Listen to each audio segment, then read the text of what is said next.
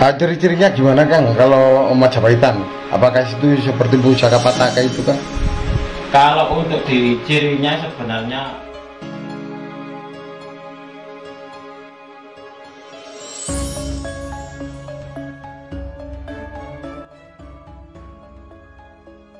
Kang, mulai profesi sebagai apa itu benda antik ya Kang ya? Atau pusaka? mulai Itu awal terjun mulai ke awal. sini. Kalau saya mulai awal terjun ke sini itu mulai bujang ya, mungkin sekitar tahun 2013. 2013 sampai sekarang. Kalau dulu awalnya memang jualan antikan dulu, nah, jualan antikan terus katakanlah punya apa ya ibaratnya itu hasil sedikit kita belikan pusaka sebagai untuk kayak apa ya, kalau orang Jawa itu bilangnya itu celengan gitu loh. Nah, tapi setelah itu terus karena sudah banyak akhirnya terus yang pusaka ini juga terus tak maharkan seperti itu. Awalnya kayak gitu, mulai sekitar tahun 2013 kan. Maaf ya, itu tadi bilang itu tentang mahar ya. Kenapa kok nggak disebut jumlah rupiahnya Kang? Mahar itu gini, kenapa kita menyebut mahar atau mas kawin? Karena untuk di pusaka itu adalah sesuatu yang sakral. Jadi kita tidak boleh seperti kayak membeli sayuran di pasar. Karena tujuan apa? Karena memang kita untuk apa ya, menghormati dari pusakanya. Dalam artian menghormati gini, pusaka ini kita tidak boleh istilahnya itu apa, memberikan sesuatu itu yang barang ecek-ecek. Paham ya? Ini bukan barang ecek-ecek. Jadi ini adalah sesuatu yang kita sakralkan. Itulah kenapa kita menyebutnya adalah mahar. Sama seperti kayak kalau kita menikah kan disebutkan nilai maharnya atau mas kawinnya. Sebutannya kan kayak gitu, bukan harganya. Ini harganya berapa, bukan gitu. Jadi ini adalah lebih kepada kita menghormati dari filosofi dan juga apa ya, nilai luhur dari sebuah tosan aji. Itu seperti itu. Barangkali pemirsa ingin tahu Kang,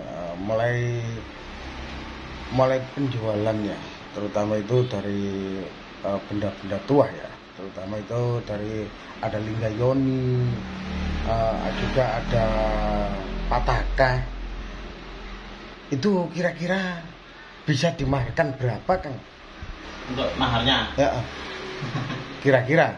Atau lihat jenisnya, tuanya, usianya atau gimana itu? Kalau saya itu lebih kepada nilai sisi antiknya. Kalau saya seperti itu. Jadi semakin dia antik, semakin dia itu katakanlah barang langka, otomatis untuk dinilai dari maharnya akan lebih tinggi. Sama halnya dengan keris. Kalau semakin keris itu dia termasuk dari keutuhan dari bilahnya, keutuhan dari pamornya, ataupun juga termasuk dari pamornya itu pamor yang istimewa, otomatis nilai dari maharnya akan tinggi. Itu seperti itu. Pernah dapat job ya? Pernah dapat apa, order ya, bilang itu order kan? Ya, dari luar negeri atau pribun itu kan? Kalau untuk saya memang pemaharan pusaka saya adalah melingkupi di Indonesia saja. Jadi untuk di teman-teman yang di luar negeri saya memang tidak melayaninya. Kalaupun ada, jadi seperti ini Mas. Dari luar negeri sebenarnya itu ada, yaitu teman-teman TKI. Tetapi saya tidak mau untuk mengirimkannya ke luar negeri. Pasti saya kirimnya ke alamat yang ada di Indonesia. Karena memang saya tidak ingin pusaka-pusaka sepuh saya itu saya larikan ke luar negeri. Yaitu tadi, karena biar apa? Biar terjaga cuma di sini saja. Biar anak keturunan kita nanti itu kalau belajar mengenal pusaka tidak sampai ke luar negeri. Itu seperti itu. Koleksi dari Kang Kristianto ini dari kerajaan mana saja Kang? Apakah ada yang dari Singasari, Kediri, pernah punya? Ya ada seperti itu. Jadi memang untuk diestimasi dari pusaka-pusaka keris koleksi saya memang mulai dari estimasi Majapahit, lalu juga Mataram, estimasi Pajang, sampai ke Pajajaran, Cirebon, itu seperti itu. Insya Allah ada. Untuk diestimasi itu tidak bersifat mutlak ya. Estimasi itu adalah perkiraan. terkadang setiap para pecinta tosan aji itu dalam mengestimasi sebuah pusaka terkadang memang berbeda-beda, tergantung dari disiplin ilmunya masing-masing. Tetapi untuk kesepuannya, ya ini sepuh, estimasinya mana? Estimasi Majapahit. Ada yang kalau menurut keilmuan saya itu estimasinya di Mataram, ada yang kayak gitu. Ciri-cirinya gimana Kang kalau Majapahitan? Apakah itu seperti pusaka Pataka itu Kang? Kalau untuk di cirinya sebenarnya kalau kita tidak memegang pusakanya, kalau menjelaskannya itu agak sedikit gimana ya, kurang ini, harus dipegang langsung untuk dipegang. Kalau teman-teman gini, kalau Pataka itu Kang, maaf ya, bisa ditunjukkan pemirsa, ini tuh kan Pataka itu pernah ada ya di kerajaan Majapahit ya? Iya. Itu Pataka sebelahnya itu? Iya, ini Pataka, cuma yang ini kan replika. Replika? Iya, replika, jadi bukan aslinya. Kalau kita melihat di sejarah, itu kan aslinya ada di Amerika ya saat ini. Kalau untuk saat ini tuh, kalau di punya saya ini, kalau koleksi Pataka saya ini adalah replika seperti itu. Tapi dibuat antikan atau dibuat sekilas seperti kayak barang persis gitu. Sepersis mungkin gitu, kayak gitu. Sesempurna mungkin. Iya. Jadi masih seperti ini ya, masih persis. Selain pusaka, pernah ada order lagi kan dari Arca, dari Bali atau Lombok atau gimana kan? Kalau dulu itu saya untuk di konsumen saya kebanyakan dari Bali, banyak dulu.